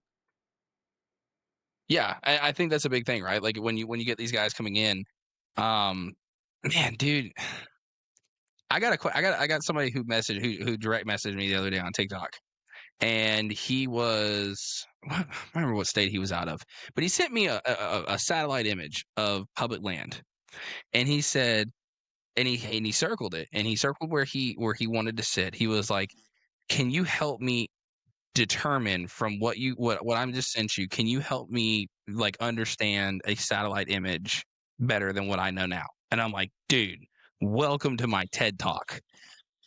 How we can. Let's get into it, man. And I called him. I was like, here's my number, call me. And we sat on the phone for like 2 hours. And I was like, here's what you're looking for. Look at the ridge line. Rotate the map. Look at this. Here's a shelf. Here's a platform. Here's a bottom land. Here's a ridge line. Here's a knife's edge. Here's a pinch point. Here's a drop. Like, and we're going through everything.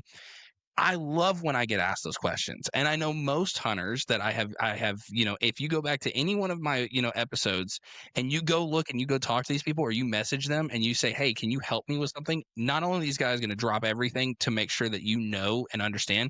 One, it's a matter of safety. I need you placed in somewhere that's safe. Two, I want you to be as successful as I am. Now, if you ask me for my hunting spots, I'm probably going to tell you no. That's just because I've done the work to put in for it, right? I'm probably not going to give you my hunting spots. Now, am I going to tell you a spot that's close nearby? Probably. I'm like, hey, man, you're hunting a rifle. Take your tail about 300 yards that way and turn around and face that way. And that's where you can hunt. 100% I'm willing to help you out. Absolutely. Am I willing to kick you to the finish line? Nope. Nope. Nope, sure not. I will not kick you to the finish line. I will help you get started, and I will give you all the tools that you need to be successful, because somebody did that for me, but I will not kick you to the finish line. That's the difference, and I think that's where a lot of the hunters in this community, I don't think it's competitiveness. I think it's laziness, and I think a lot of hunters now, because of technology, have become lazy. And they're not willing to put in the effort to go out there and do the scouting like we're just talking about. So if there's competitiveness going on, that's different. But if you are a lazy hunter, man, you're on your own, dude. Yeah. I bravely hope you win. But So I think those are the things. And when when like with public land, right? There's pressure. that's tough to handle, right? You don't know where these hunters are. You have no idea. You know they're in the area, but you have no idea where they are. When you are going to these, these other states and you're doing public land for these times and places, how do you handle the pressure when it comes to public land hunting? Most of the time, if you're hunting in a spot that has a lot of good food source, there's a lot of good trails in there. A lot of people, they're gonna be there too. They don't found it just like you have. And the best thing to do is try to set up. Try to explain this. If say you got 3 people on the edge of the cornfield right here hunting, and this is where all the trails are coming out of the cornfield, and they're sitting right there when the trails come out. Well, I'm gonna circle around the edge of that cornfield. I'm gonna go around the backside over here, and I'm gonna think, all right, with all the deer, I know there's a bunch of people right here. I'm gonna go out this way, and I'm gonna come back around and go behind them. You're gonna circle the pressure and get out where you're trying to go to. And a lot of times, you go around the edge of them cornfields, they square it off. A lot of times, cornfields square most of the time. Not all the time, but a lot of times they are. And them deer are coming out straight out the cornfield. There's about 3 or 4 trails beat down, beat hard. But a lot of times at night when they're coming out of there, because nobody's there. They know when nobody's there. When there's people there, they smell them. Well, I'll go around the other side of the cornfield. I'll find this little beat down trail coming out, and they will use that trail daylight hours to circle out and go to where they want to go to. And that's a lot of times you got to deal with it. You got to get off the beaten path just a little bit away from everybody else, and that's how you kill them a lot of times. That's a big thing. I know it sounds stupid, but it works. No, no, 100%. I think it's doing, being one step ahead of the game that you're trying to chase, right? Be like there's a reason that we're the top of the food chain. Be smarter, if you out like in the Navy community, we call it don't nuke it, right? Don't overthink it. Really, really don't overthink it. If there is two trails, one coming in and one coming out, well, you're not really sure which trail they're going, like which one they're using to come in and which one they're going out. If you set up on one of them, though, you're probably going to be 50% more successful than you were if you were to just go find somewhere else. Be successful. If you see deer prints, right, and deer tracks, probably a used trail. You don't know how old they are. You're not tasting it and be like, oh yeah, it was 6 weeks old, yesterday. Like you're not that guy, so but if you see active trails, game trails, and you see lots of sign and you see deer scat on this trail, that's probably a good place to set up, so I think that's something that's really, really, really big, and I can't agree more, making sure you just do the little things, man. You'd be surprised. But where do you see your channel going, man, the next few years? Like what, where are you guys kind of leaning towards as far as, are you guys going to switch more to YouTube, or are you going to switch, are you going to continue to stay on all forms, or, what's that look like for you guys? I'm probably gonna stay on Facebook and YouTube and TikTok. Probably our 3 main things we try to stay on. We got Instagram too. If anybody want to go there and follow it, but there ain't much. Most time we post, on Instagram our videos that are dropping and all that kind of stuff. So yeah, we're probably gonna stick to the YouTube side of stuff. I want to do them safety videos that we're talking about at the start of this, but that's definitely something y'all need to look into for too long. We're gonna start dropping some videos about safety stuff. That's a good point that we come up. I'm glad you said something because you brought it up. Um, Safety. That's the most important thing out of all of this. It don't matter about big deer or little deer or anything like that. At the end of the day, it's all about that, and that's pretty much the last topic I want to touch on. That's what we're gonna start doing is more safety stuff. That's what matters. At the end of the day. Yeah, no, I can't agree more. And I think that kind of bleeds into, like one of the things that I think your channel has been what drew me in the most, right? And I really wanted to really get your take on it, is how important is it to you to show the real honest hunting and fishing, right? The real honest outdoors versus the channels that only show success or failure, right? The ones that are like it looks like a freaking highlight reel every time you turn it on, right? I think those channels being able to show what you guys are showing, was that intended, or is that something that just kind of happened and you're like, you know what, here's what the real hunting is. You're gonna fail. It's gonna happen. Yeah, that's kind of yeah. it's showing the next generation what reality of hunting is. It's not always glam and glitter and fashion. All these fancy redneck blind stuff. Heaters and all this stuff. It's gonna be them early mornings. You don't want to get up and go out there and hunt and daggum see nothing. When it's cold and daggum, all you see is a squirrel and it's just terrible. And you go 5 hunts in a row and don't see something. That's the reality of hunting. It's not always about the killing, and all that stuff, but that's really we just video what we do, no matter what. If it's cold, hot, I go deer hunting if it's hot or cold because the deer got to eat just like we got to eat, and that's just my opinion. Now sometimes you go and you might kill one, get lucky and kill one on a hot day, but most times you ain't gonna see nothing, and that's just part of it. I like to show the truth so the next generation realizes, hey, look, even though Seek One's going and kill all these 200-inch deer, it ain't gonna be like that every time I climb the stand. It ain't all about that. Yeah, no, I can't agree more. I think that's one of the things that I really wanted my channel when I post when I start finally getting the videos out is I may go 5, 6, 7, 8, 9 hunts without seeing a single thing, right? That's not why I keep going. It's not because, I know that the big one's coming. No. I keep going because I enjoy it. I go because when I go to the woods, I come out a better person than when I went in. I go because that's where I go get some real work done upstairs in between the ears. That's where I go get some relief. And whether I kill anything, there are many times I've said it before, I'll say it again. There are many times I go to the woods that I don't even have a weapon. I just go sit. I just want to go out there and learn something, and be successful. Like I said, if I go scouting new land in different states, I don't even the first day I don't even hunt. I'm just scouting. I'm just learning. I'm just walking, having a great time. Put my headphones on, have a good time. Well, put headphone. I put one headphone for those who are listening. I'm not completely blind.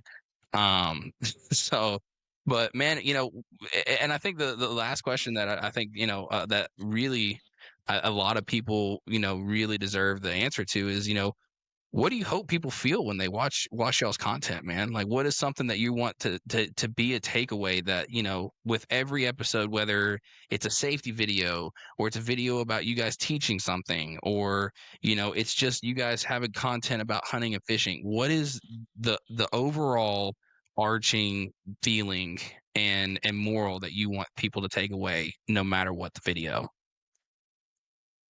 Today, hunting, my life has been, all about hunting. That's all I ever cared about. It's all I ever knew. And a lot of people didn't grow up that way. And that's just another way, in my opinion, if you hunt and you got there in creation, God made that creation. That's who made that. That's who. If you got there and you saw them birds and the deer and the squirrels and all that stuff, and a lot of people don't understand that that stuff didn't just show up here on Earth one day. It didn't just all of a sudden boom and here it is. There's trees growing and birds are flying around and turkeys are doing their thing. That's God. That's what you're seeing. That song "I Saw God Today" by George Strait. That's what that is. That's Jesus, God, right there in front of your eyes. Is what you're seeing. And that's really the takeaway I want people to understand is when you go out in the woods, you're not around nobody. There's only one person to talk to, and that's God. So when you go out there and you sit down, it's quiet time. There ain't nobody bothering you. There ain't all the city horns honking, people talking. You ain't at work. You're out there. That's the time you sit down and talk to God and talk about your life to Him. That's in my opinion. If you don't believe in God, I'm gonna tell you this: if I die and I'm wrong about God, and Jesus, if I'm wrong, I believe in Jesus, and I died, and I'm wrong, and it's just a blank, and nothing ever happens. So what? But if I'm right and whoever else is wrong, I don't want to be wrong, and Jesus is real. That's what I'm saying. At the end of the day, you don't want to be wrong in that situation, and that's what I'm Yeah. saying. Yeah, when you get out in the woods, man, get right with man upstairs. That's what I'm gonna say. Yeah, I mean, if you're not walking into the woods and you're not feeling something, man, um, man, I'm telling you, man, if that morning, that first morning light, and you're getting to hear the woods wake up, and bills don't matter, taxes don't matter, what's going on in the world doesn't matter, and you're just getting to listen to nature at its core, you know. If that doesn't, man, if that doesn't get you fired up, I don't know what does. I really don't. I don't know what does. And if it ever stops getting you fired up, please get out of the woods, man. You're doing it Yeah, for the wrong reasons, man. I tell this, for everybody, success is not measured by the antlers on your wall. Success is measured by the memories that you make, the people that you teach, and the things that you do. yeah, And if you think for a single second that any of this matters when we're done and gone, you buddy, like, so I wish you the best. I do. But it is what it is. But man, I've watched the content and I'm excited to see where this goes. I think the safety videos are going to be amazing. I think those are things that really, really, really, really need to be told a lot more in the world, and they're not. And I'm pumped to see where this goes. I've seen your all's content. Your YouTube videos are great. The TikTok is starting to get blown up, and people are just starting to like to see authentic, true, content, wholesome content. And we don't want to see the $10,000 production. I want to see the true, what the reasons of hunting is, and I think you guys got that, man. I'm excited to see where that goes, and what goes on. But and I think we're gonna check on you again later on. We're gonna have you come back on, and I'm definitely gonna be in touch pretty consistently. Seeing what's going on and what's going down and down there in the Warrior River, and see what you guys got going up to. But I can't tell you enough how much I appreciate you coming on and taking the time to talk to me, man. oh yeah, man. I appreciate you getting me on here. I've enjoyed it. It's always fun to talk to fellow hunters about content creators and everything, man. I enjoy it a lot, and I appreciate you letting me get on here and talk. Next time we get on here, I'll get my cousin with us, and we'll all three be on here. So Yeah. we'll have we'll have this that time we'll have a show enough set down. Then I'll do it earlier because man, once it gets about past 9 o'clock, I'm an old man. I ain't no good. So Yeah, you're telling me, man. I got the newborn life. I'm running on about a solid 45 minutes of sleep for the past like 23 hours. So I'm a little delirious. I don't know if you saw me earlier, but I thought I saw a bug, and I swiped and knocked my mic off and everything, man. And there was not a bug in my house. So I'm gonna successfully take myself to bed here real soon. But man, dude, I'm excited, and again, I appreciate you coming on and taking the time to talk to me, man. oh yeah, man, I appreciate you reaching out to me. It was good. I Yeah, thank you very much. yeah, man, I appreciate it, and have a good one, man. We'll talk to you soon. You too. See you, man.